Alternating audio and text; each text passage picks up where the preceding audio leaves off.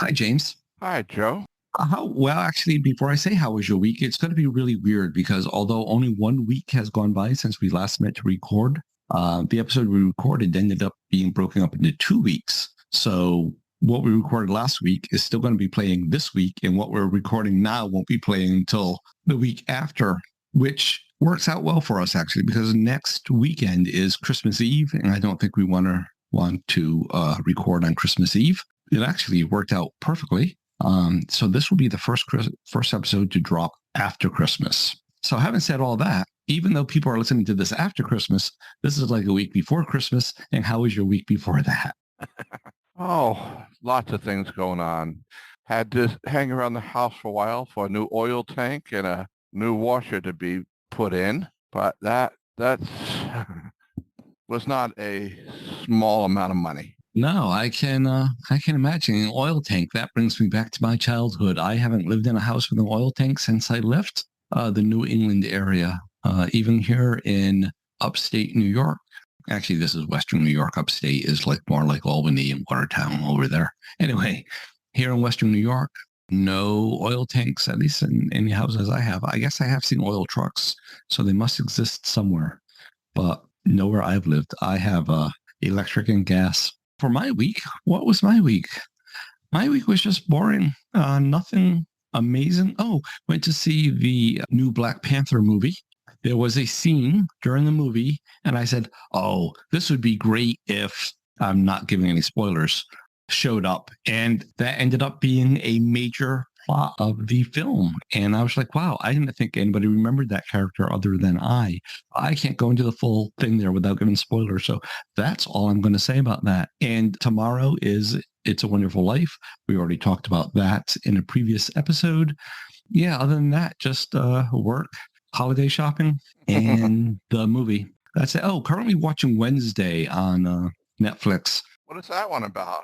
Oh, you haven't heard about it? Mm, Because you don't have Netflix. I keep forgetting. You live in the Stone Age. No, I just don't want to pay for Netflix. Wednesday is a teenage high school drama, which normally you could not pay me enough money to watch. But the title character is Wednesday Addams from the Addams Family. That sounds interesting.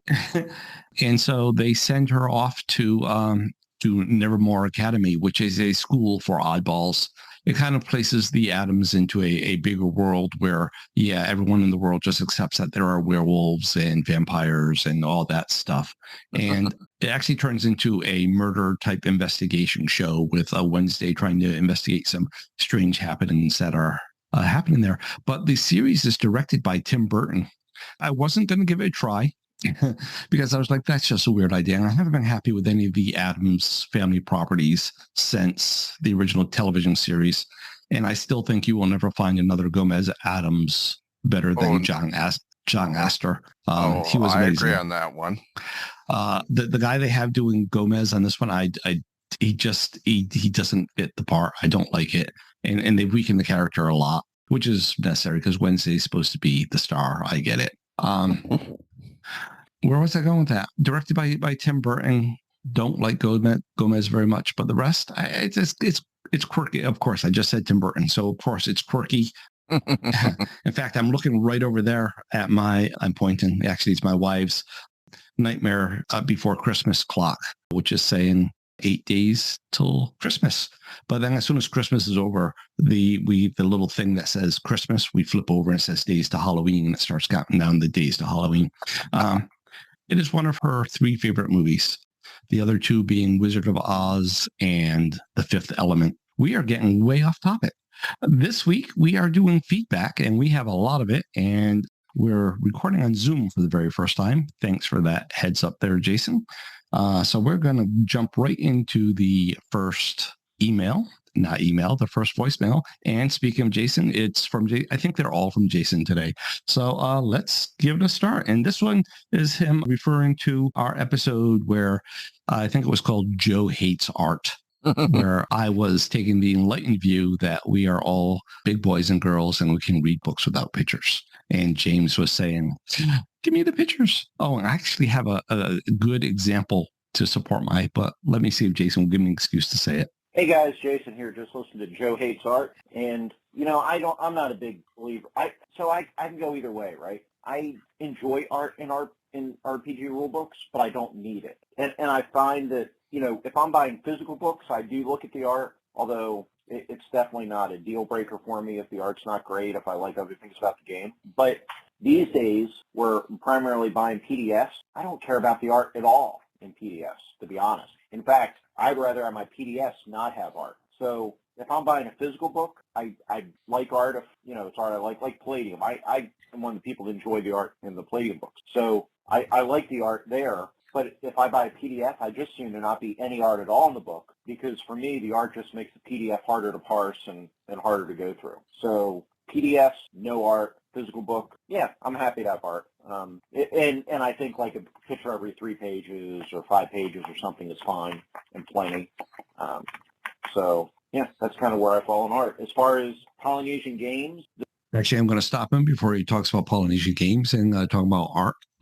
Yeah, his thoughts pretty much echo mine. I'm not going to pick up a book and refuse to buy it because it has artwork. But to me, it's the makers of the game are making expense and effort for no gain at all. And I know you feel exactly the opposite, James. Not exactly opposite. I'm going to agree with him on the PDFs, but on hardcover or softcover books, whatever you want to say it sometimes makes me pick one book over the other for the artwork because it draws me into what the game is, I think. So, and the counterexample I was going to bring up is I have this game called Ryutama. It's a Japanese game that was translated into English. It's about traveling. It's a role-playing game about travels. And I thought it would be maybe a neat little game to do like a Camino-based adventure on. We talked about the Camino when we recorded last week. Anyway, it is the most absolutely gorgeous rule book I have ever picked up in my life.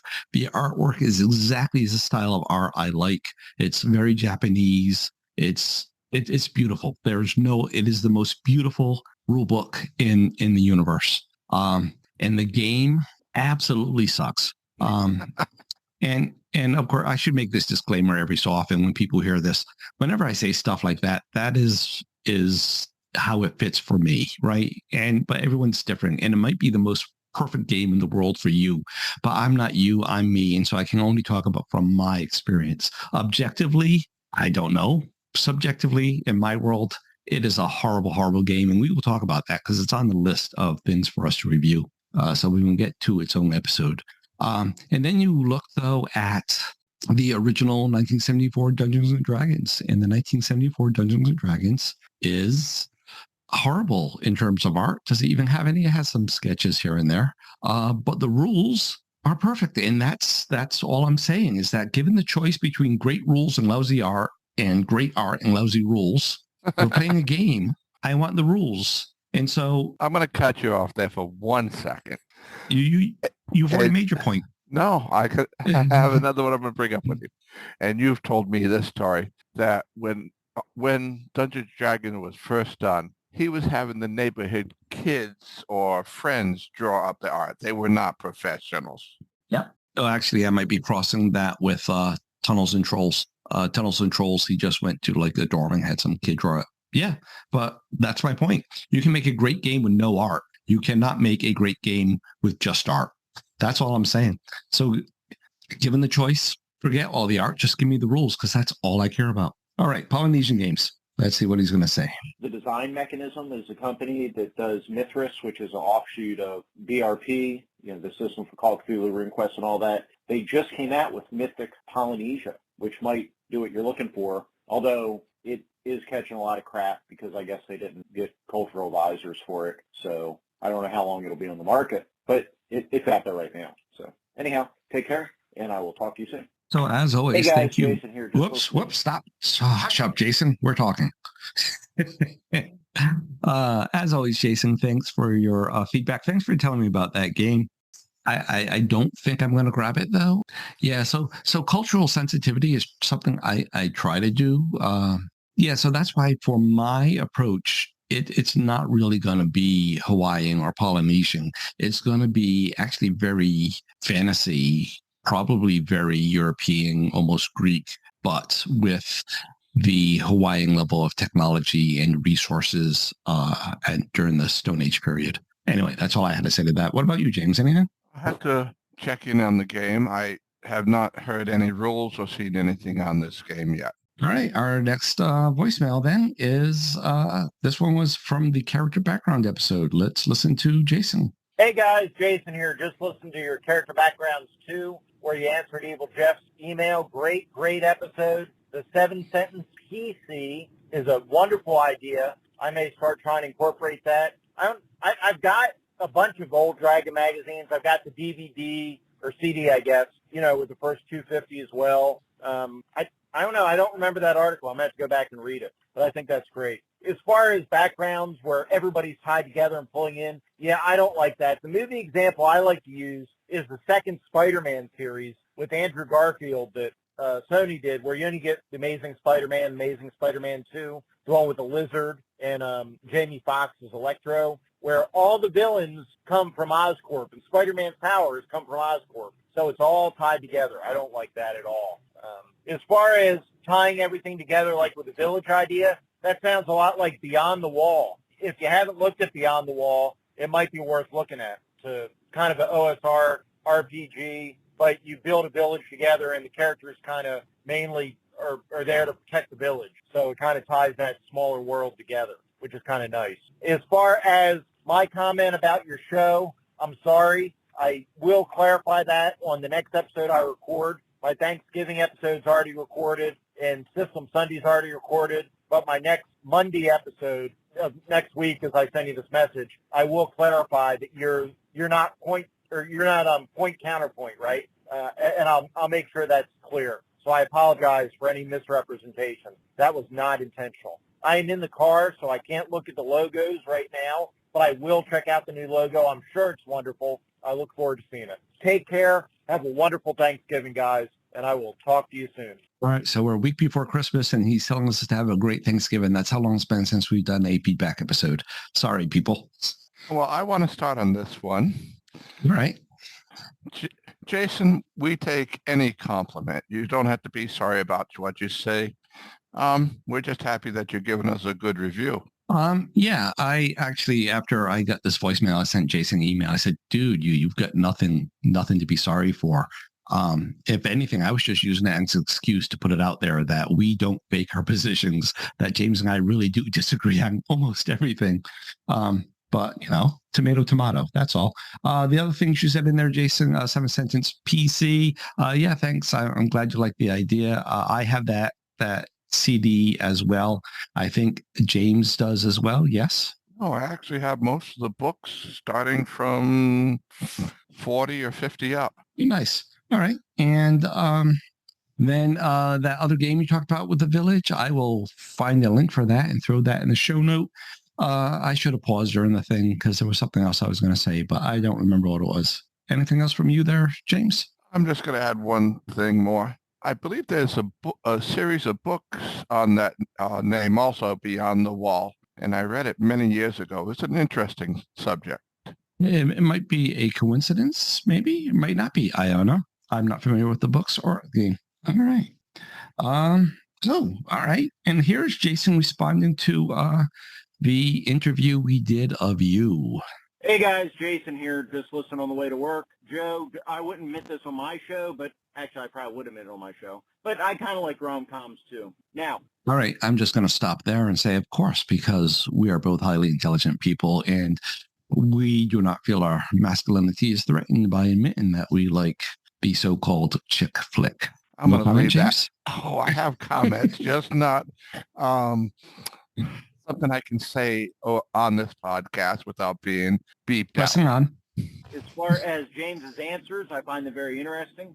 He and I don't always click on what we, like, but. And then there was silence. All right. You and he don't always click. That's because Jason's amazingly intelligent. Oh, you're saying I'm not? Just teasing you. Okay, here's the rest of that message. It got cut off in the middle there. And whatever else you do next, take care and keep up the great work. Whatever it was, it sounded like it was good words in the middle there. So thanks for all that, Jason. Oh, here we go. He called in again to redo it because I let him know that you got cut out there, dude. So let's hear what he says. Hey guys, enjoyed getting to know you a little bit better. Probably shouldn't admit it, but I kind of like rom-coms myself. And while I have some different interests in role-playing games than James does, I think there's enough that are close or kind of overlap that we still have a good time playing together. So great episode. Keep up the great work. We'll talk to you soon. So yeah, actually, I'm going to say that about everything, right? I mean, James and I, you hear our disagreements and they get amplified because when we just agree, we say, yep, yep. And so what you hear the most about is the stuff we disagree about. But we've been playing together for 40 plus years. Actually, I counted it out. It's going to be 45 years next month, James. Anyway, we've been playing together for 45 years, and those differences do not stop us from having a good time when we play together. And I think that's the same for gamers everywhere, right? We all like everything a little different because we're all little different people. That doesn't mean we don't have enough commonality that for the most part, we can come together and have a good time. Is that the end of the mailbag? I don't think so. I have one from mail call number 1. Let's give it a try. Hey guys, Jason here. Listen to mail call number 1. I think that's a great format to do. You'll find that voice calls can often overwhelm a show. I deal with that a lot, or I used to before the Anchor apocalypse when they stopped letting you send messages through the app. Anyway, the document for AD&D comment is called Addict. I email it to you so you can check it out. As far as the wild magic goes, that must be second edition, I guess. I don't recognize that either from first edition AD&D. Well, actually, before he goes there, we're going to talk about Addict. There's 2 documents. One is called Addict, and the other one is called, I don't remember what the other one's called, but I will put them both in the show notes. One is like a 9-page flow chart, and the other is like a big indented outline that's 19 pages, something like that. So I sent them both to you, James. Did you ever get a chance to look at them? Oh, yes. I actually tried to take my dice out to try it, but way too much. All that is, I mean, they didn't make anything up there. All they did was go through the first edition AD&D Dungeon Master's Guide and Player's Handbook as needed, and just go through and isolate all the steps for the combat. And that is how the by-the-book combat works. And that's why we never played by-the-book combat. I wonder if anyone did. My theory is no, but I'm sure that actually I'm going to contradict myself right there. I'm sure somebody somewhere did. Those hardcore wargamer types. Okay, we're going off on this tangent. One of my favorite games, and of course that also has people like to knock it down these days, is GURPS. And GURPS, when you read the rule book, actually I haven't picked up 4th edition because I moved on since then, but like in 3rd edition, 2nd edition, 1st edition, when you pick it up, section number 1 is character generation, advantages, disadvantages, quirks, blah, blah. Anyway, eventually you get to combat. And there's 2 chapters for combat. The first combat chapter is called Basic Combat, and then the second chapter is called Advanced Combat. And when people talk bad about GURPS these days, they're usually talking about the Advanced Combat system because it adds in a whole lot of moving pieces. If you just do the Basic Combat system, it's very quick and easy, and it's rules light. It's kind of delightful. But what I think most people did, and at least I know I did, is you say, okay, we're playing with the basic combat rules, but we're not playing with all the advanced combat rules, but we're going to take these parts out of it, the part for movement and turning faces maybe, and speed adjustments, but that's it. Or, whatever ones you wanted. And that way you get the level of crunch you want without it overwhelming the game. And I think my guess is that is what most people did with AD&D back in the 70s. I know it's certainly what we did. Mm-hmm. Yes, we did. All right, let's see what else Jason has to say. As far as weapon speed, I mean, you only use weapon speed for ties or when some spellcaster tries to cast during melee. So, I mean, it doesn't come up very often. And as far as the armor table, weapon versus armor, that does not count towards monsters. It only counts towards things actually wearing armor. So I guess if your goblin's wearing a suit of leather or a suit of whatever, then you can count that. But normally, monster AC counts everything in.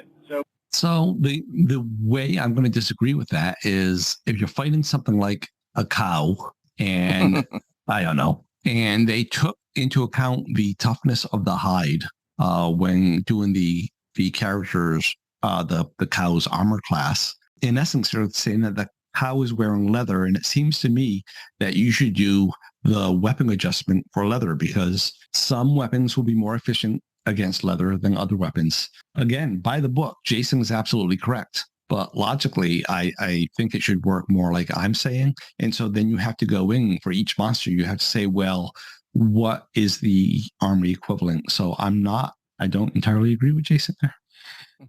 I am going to say basically when the monster manuals or whatever you get your monsters from, I'm going to agree partially with him that the armor is already taken into effect, because I understand where you're going, where slashing weapon, piercing weapons would be effective to certain armor. I don't think I've used that in more than one DM's game. Most of the time we just let it fly as is.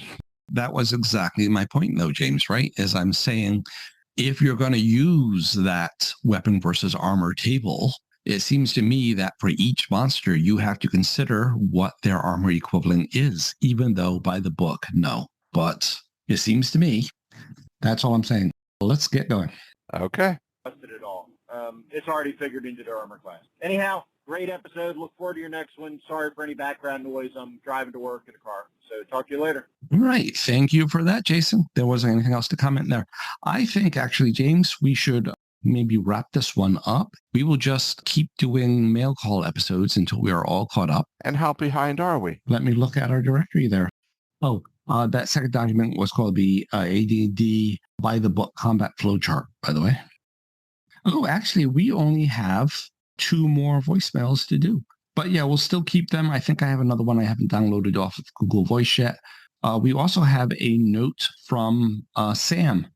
So we'll do that one. Sam sent us an email and he said, I just listened to your feedback from David. As for wild magic surges, I know that they're a feature in 5e, and I can point you to the documentation or give you a summary, but I don't know if that's what he was referencing. My guess would be yes, that's probably what he was referencing. I think there's some other references prior to that, because I did look, but it's not to any, it's a small piece of the game, is what I'm going to say. Yeah, so Sam, if you could, please just let us know what a wild magic surge is. Give us a little bit of a summary, and that would rock socks. All right.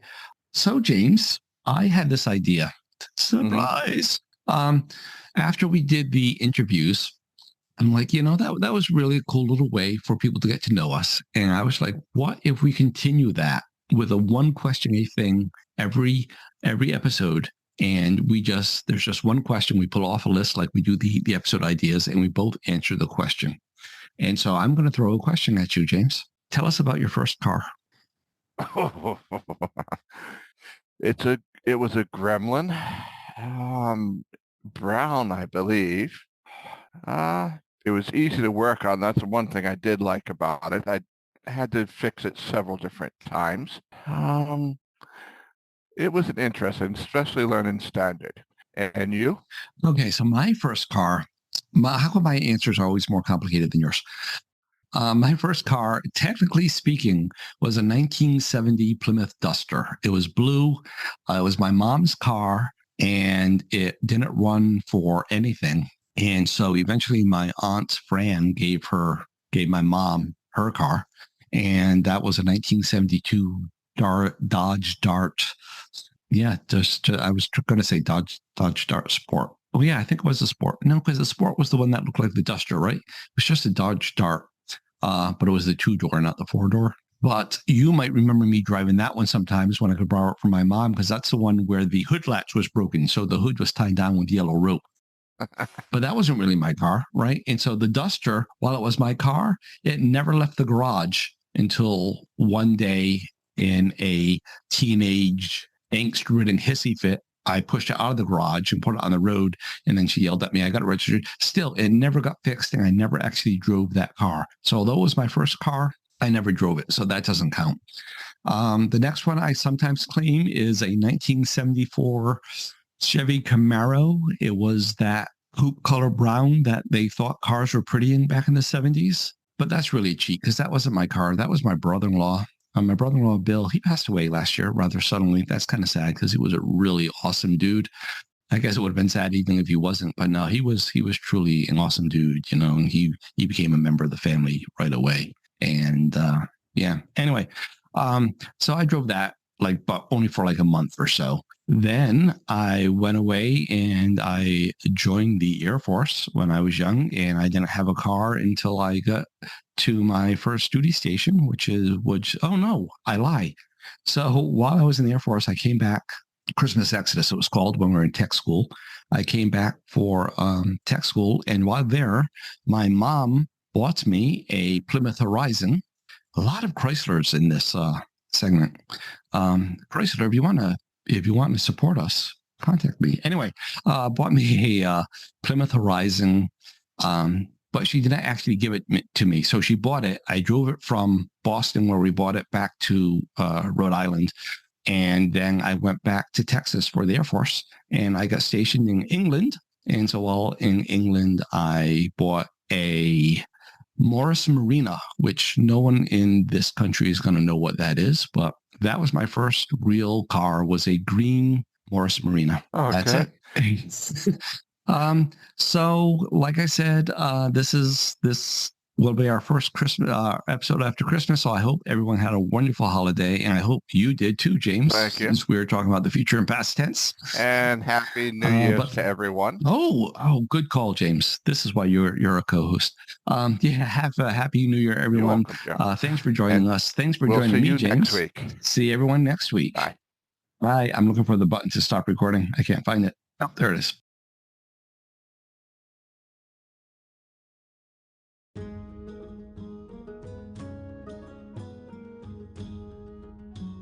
You have been listening to the Decahedron Podcast. Send email to feedback@decahedron.com. Remember to spell decahedron with a K. Voice feedback can be sent through the Anchor website or by calling 562-RPG-CAST.